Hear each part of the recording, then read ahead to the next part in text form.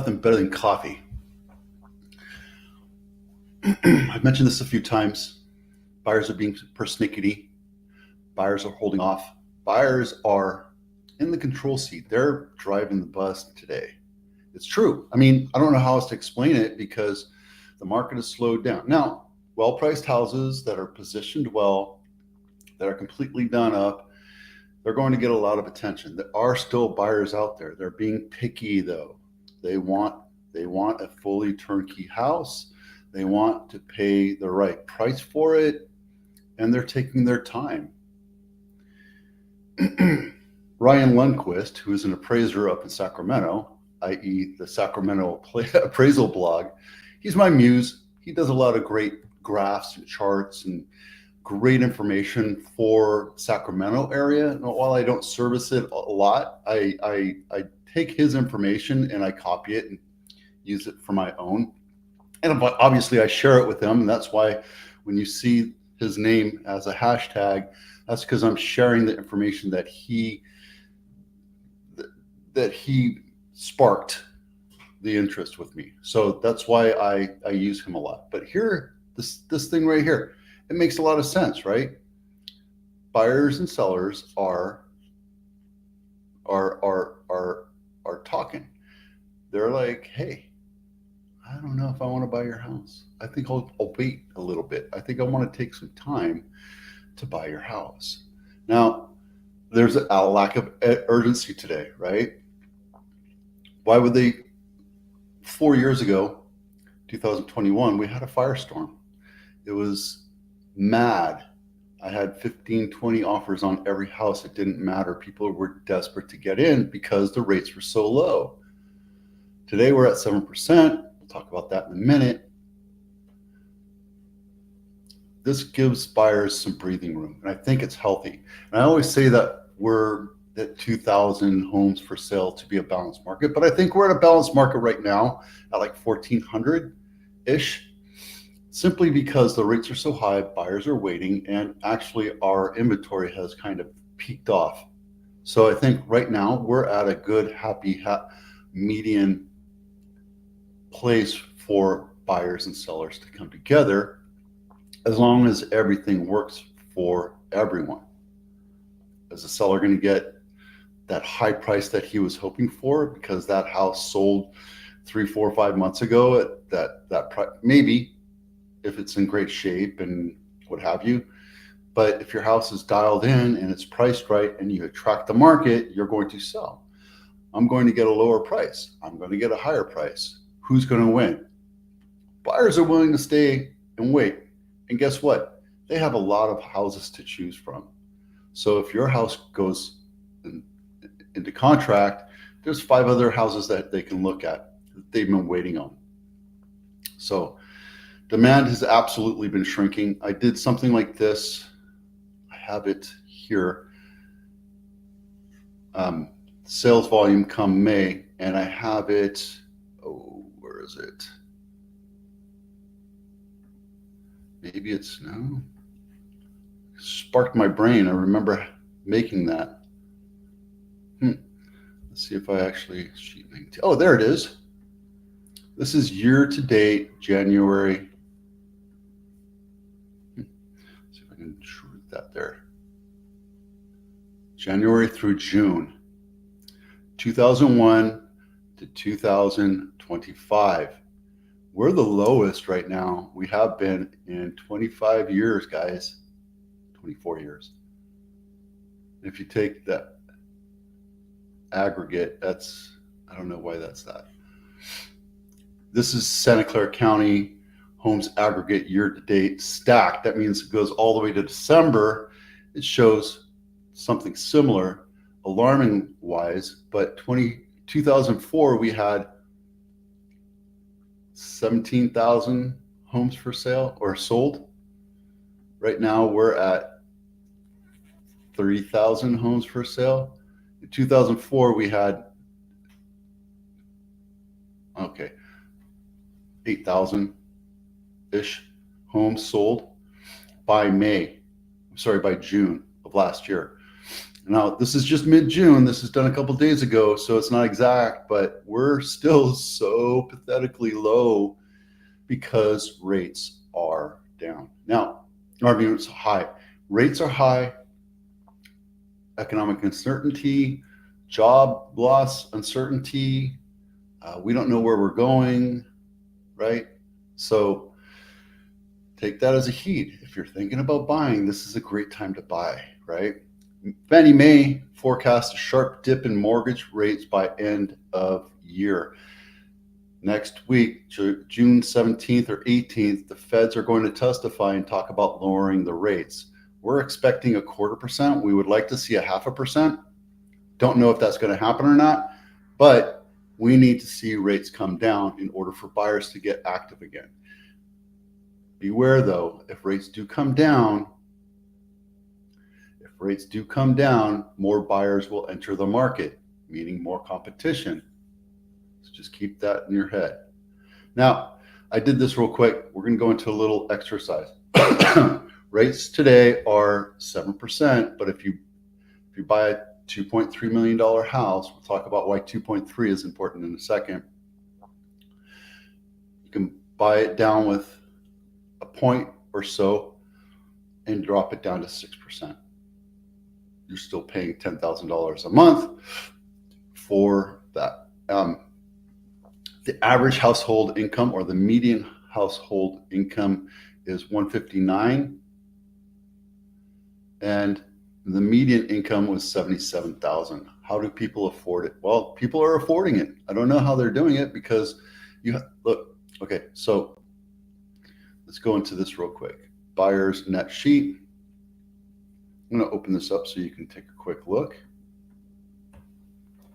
Cameraman, please. There we go. Okay, so the reason why I picked 2.3 is because the San Jose City just opened up their property transfer tax to $2.3 million. We're going to be at $2.3 million on the average pretty quick. I mean, it's everything on the bottom end, on the lower end, people don't have to worry about it, but it's something to be concerned about. $2.3 million, after $2.3 million, the transfer tax takes effect. What does that mean to you? Well, it means a whole lot more money because, we'll open this up so you can see this real quick. Transfer tax versus conveyance tax. A house sold at $2.3 million at 0.75 would be $17,000. This is one-time transfer tax. A house sold at 2.29999 would be at 33%, or 0.33% would be $7,500. So if you sold it for $1 less, you're saving $17,000. And this is from the city. Granted, it was when it was $2 million. If a property sold at $2.3 million, there would be a conveyance tax, $7,590, plus a transfer tax of $17,250, which means your total out to the city of San Jose would be $24,840. Granted, that's split 50-50, but that's still pretty painful. Okay. So, yeah, great. $300,000 more gives you a little bit more leeway. If your house is edging up towards $2 million, that's good because, granted, this is last year. When you look at the volume of homes sold over $2 million, it sharply declines, as it does with the other homes in different cities. However, it's not a normal thing to see that. I think they're smart to do that. I think it should have been $2.5 million, but there you go. Yeah, let's go to buyer's net sheet. $2.3 million. How much do you need to earn for the 36 DTI? Now, there are exceptions. You don't have to make $500,000. You have to make $5 million. Is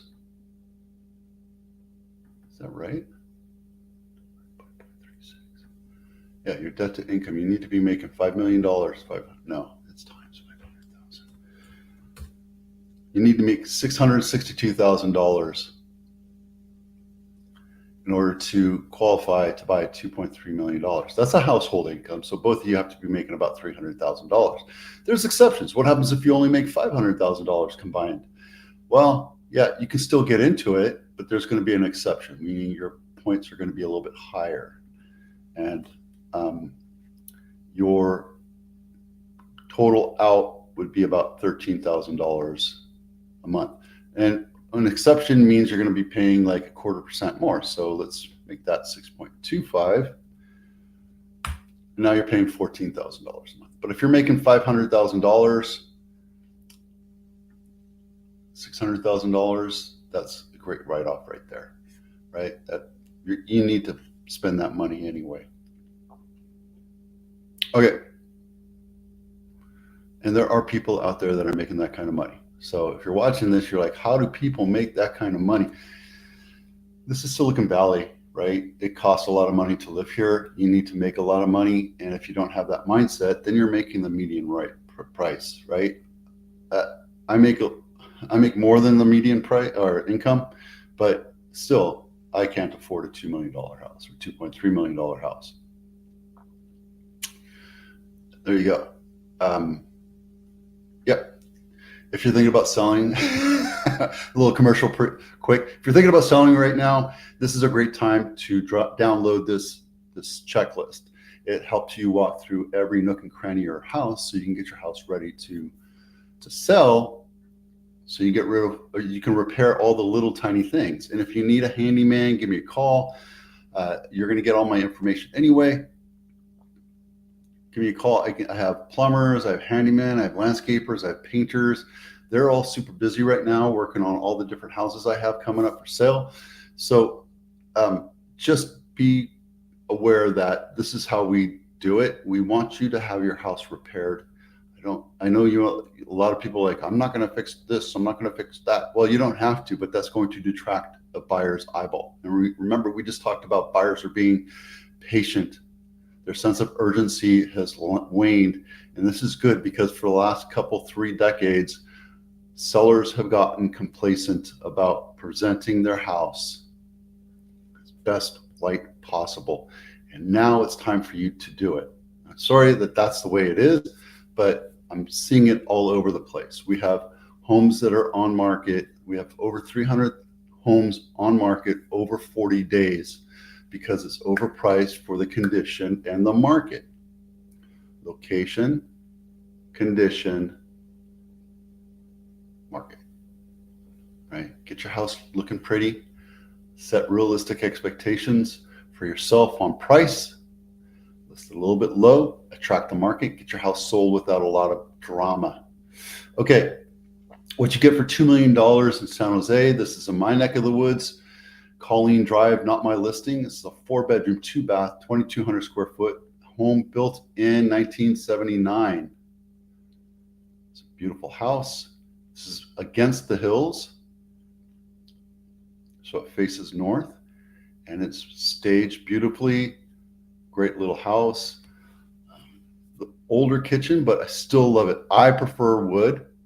I prefer granite over quartz. That's my preference. Buyers tend to like light and airy. So they want the white quartz and the bright painted cabinets or what have you. So if you look closely at this, maybe they have newer floors, but everything was upgraded back in the 90s and 2000s. And remember I said that this house is set against the hills. You're going to have a grade here, a sloped grade, but that's nice because you have a nice backyard. You have a nice area so you can see over and take a look at the views of the city. Yep, there you go. Beautiful house. Nice views of the power towers. What you get for $1 million, it's more my range. Tango Way, $1 million, not my listing. 4-bedroom, 2-bath, 1,260 square feet, built in 1958. And this is in 95111 over by Hellier Park. You can walk to Hellier Park and take there's a nice bike path right there. That goes all the way down to Morgan Hill, Gilroy. It's an awesome ride if you ever do that. Let's take a look inside. This one looks like it's been done up, but for the life of me, I can't tell you why they don't have Oh, they mulched it. So they got rid of the grass, probably because of this tree destroys the grass. So they mulched it, got rid of the grass, and put low maintenance yard in. It's been a windy day because that looks like the for sale sign. Okay. I like this little feature right here. It really helps the house pop out because it's a standard house, right? But at least you did something nice to it. This looks nice. It's been updated. It looks like it's been flipped. Yeah, this is definitely flipped. You can tell because they put in stainless steel, but they put in the cheap stainless steel stuff and it's brand spanking new. Everything is brand spanking new in this house.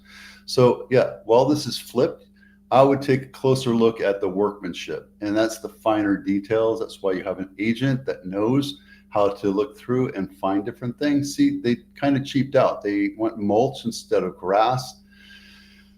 I would have put a lawn back there. And I probably would have gotten rid of this, whatever this is. Looks like a deck. Maybe it was a pad for a hot tub at one time. Yeah, there you go. And thank you for putting the floor plan on. So few and far between. I don't think they did the floor plan. No, they didn't do a floor plan. So I tell you, it's so easy to do a floor plan. It costs literally nothing for us to do a floor plan. And it allows a buyer, I actually put them right up front. I do the front of the house, I do the door, and then I put the floor plan in. Because the floor plan helps the buyer visualize where the placement of all the rooms are, and if they like the flow. And again, it's not about curb appeal, it's about the secondary thought. How is this house going to flow? Because when you're looking at a picture, you can't really tell what a picture looks like. I've said it. All right. And let's see, nothing's changed. I haven't touched these because we're still in the middle of June. We're still in technically a seller's market, but because the rates are so high, we're seeing houses sit on market a little bit longer. We're going to see houses sit on market 40, 50, 60 days. And I think that's going to be a norm until we see rates come down. Again, if you price your house right and you do all the repairs and you make your house look pretty and attractive, you're going to attract buyers. You're going to attract offers. If you don't do anything to your house, you have it priced at what the last house sold for, you're going to be sitting. There you go. Okay, that's enough. That's it. Have a fantastic, hang on a second. Have a fantastic weekend. I'm Vito with Albatano. Thank you for watching. We'll see you out there.